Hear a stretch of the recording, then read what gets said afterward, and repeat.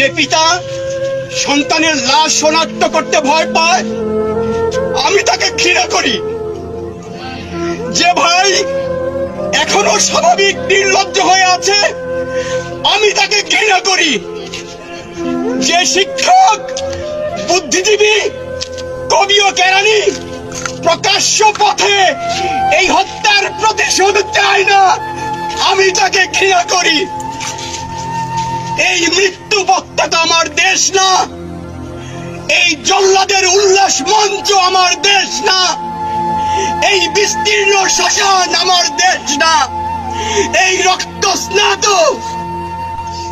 কসাইখানা আমার দেশ না। এই স্বাধীন বাংলাদেশে আমি একজন শিক্ষক হয়ে আমার যে শিক্ষার্থীদের হত্যা করা হয়েছে আমি তার বিচার চাই। আমার যে শিক্ষার্থীদেরকে সারা বাংলাদেশে গুম করা হয়েছে, পুলিশ ধরে নিয়েছে, আমি তাদেরকে ফেরত চাই। আমার যে শিক্ষার্থীরা এখন ঘরে ঘুমাতে পারে না আমি তাদেরকে ঘরে ঘুমাতে দেওয়ার পরিবেশ চাই।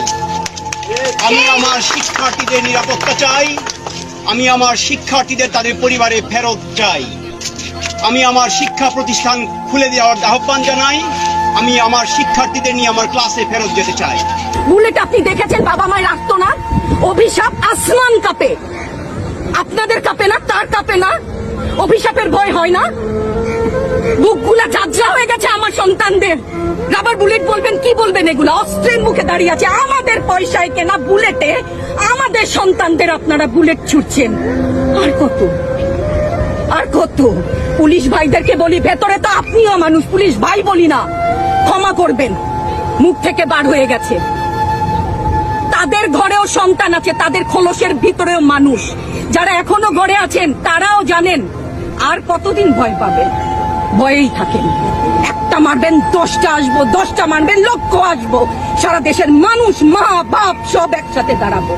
ওদের সন্তানকে মানুষ করার জন্য আমাদের কাছে, শিক্ষকদের কাছে পাঠিয়েছিল। কি জবাব দিব? আমার তো কোনো মুখ নাই, আমি শিক্ষক, আমার ভাষা নাই। তাদের কাছে হাত জোড় করে মাপ চাই। নিরাপত্তা দিতে পারি নাই, নিরাপত্তা দিতে পারি নাই। সমস্ত বাহিনীকে বলছি, আর একটাও গুলি না আমার সন্তানের বুকে গুলি চালাতে চাস। এই যে আমি উত্তোলন করেছি, গুলি কর আমার বাচ্চাদেরকে রেখে।